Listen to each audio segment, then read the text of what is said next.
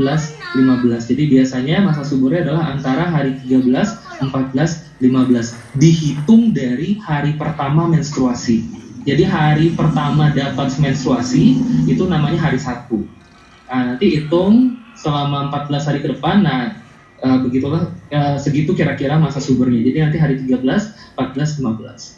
Tapi kalau misalkan siklusnya tidak teratur, maka untuk menghitung masa suburnya, siklus terpendek dikurangi 18, siklus terpanjang dikurangi 11 rumusnya. Misal, dia siklusnya nggak teratur, paling panjang siklusnya 35 hari, paling pendek siklusnya 25 hari. Maka untuk menghitung masa suburnya, 35 dikurangi 11 sama dengan berapa tuh 35 kurang 11? 14 ya?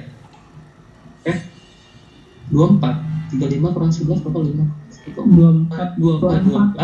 24, terus 25 dikurangi 18. 25 kurang 18 tuh sama dengan 7 ya? Iya. 7, oke. Ya 7 benar kan 7 ya? 25 kurang 18 ya 7.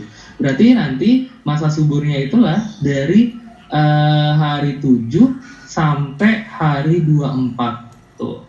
Hari 7 dihitung dari hari pertama menstruasi sampai hari 24. Nah, itu adalah perkiraan masa suburnya.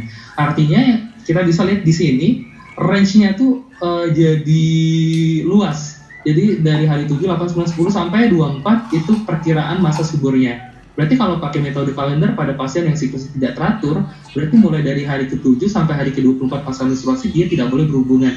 Artinya kan jadi lama karena kita nggak tahu secara precise dia itu ovulasi pada hari berapa. Makanya kalau siklusnya tidak teratur karena rentangnya ini terlalu lebar, biasanya tidak dianjurkan untuk metode kalender.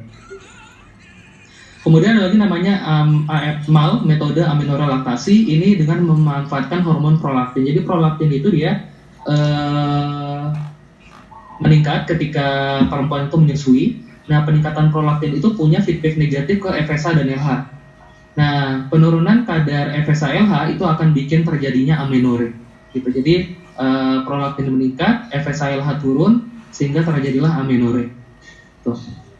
Nah, jadi dia nggak ada yang merangsang folikelnya untuk berkembang, kemudian tidak ada ovulasi, jadinya tidak menstruasi. Jadi selama perempuan tadi bisa menyusui dengan teratur, dia berarti bisa mempertahankan prolaktinnya tetap tinggi, sehingga nanti bisa menekan FSH LH, dia akan amenorrhea. Tapi nanti kalau dia mulai males menyusui anaknya, nah prolaktinnya nanti mulai turun, FSH LH-nya mulai naik, dan dia masuk lagi ke siklus menstruasi. Nah, terus ada lagi coitus interruptus. Kalau coitus interruptus berarti dibuang di duluan. Nah, kemudian ada lagi KB buatan. Kalau KB buatan itu ada yang sementara, ada yang permanen. Nah, ke permanen dulu. Kalau permanen itu contohnya kayak vasektomi, dipotong vas deferensnya, kemudian tubektomi atau dipotong tuba falopinya. Nah, itu permanen. Jadi pada laki-laki vasektomi, pada perempuan tubektomi.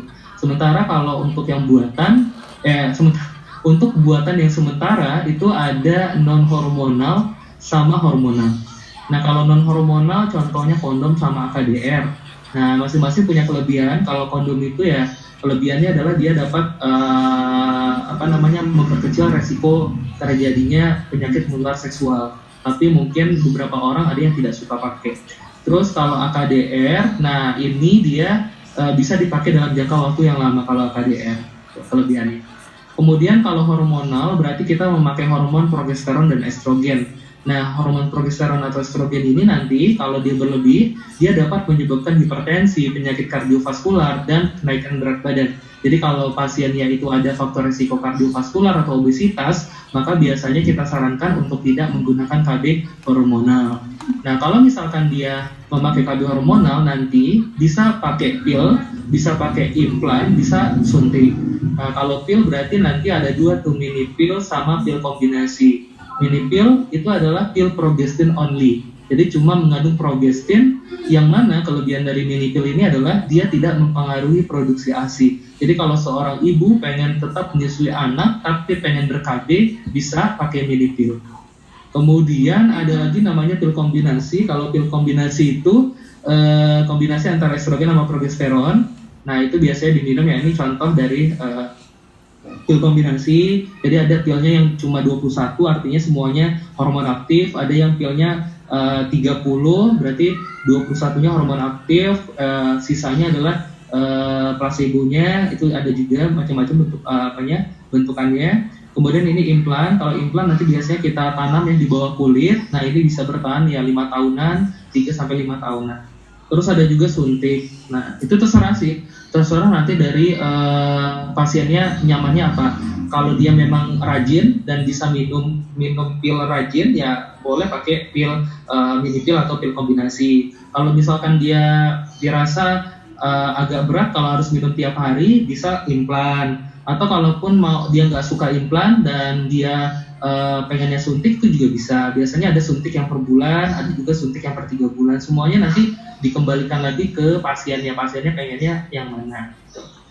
Nah, pemilihannya itu biasanya kita lihat dari tujuan dari KB kita. Jadi tujuan pasiennya ber-KB itu apa? Apakah mau menunda kehamilan, apakah mau menjarangkan kehamilan, atau mau tidak hamil lagi. Nah, kalau menunda kehamilan kan artinya belum punya anak. Nah, itu nanti pilihannya adalah PAKIS. Itu PAKIS. Jadi P-nya itu pil. Tuh, jadi pil, A-nya itu AKDR, K-nya kondom, I-nya implan, S-nya suntik. Sedangkan kalau misalkan dia mau menjarangkan, artinya kan udah punya anak, tapi mau dijarakin. Nah, itu biasanya ASMPIK, asempik. AKDR pilihan pertamanya, kemudian suntik, mini pil, implan, dan kondom. Nah, tapi kalau dia mau tidak hamil lagi, ya steril berarti. Biasanya kalau anaknya sudah 3 atau lebih. Jadi disesuaikan nanti dengan tujuan pasiennya apa. Tujuan pasiennya apa, dan pasiennya punya komorbid apa. Kalau memang dia punya komorbid, tentu kita seperti HT, hipertensi atau kardiovaskular atau obesitas, maka tentu kita tidak sarankan penggunaan hormonal. Sampai sini ada yang mau ditanyakan?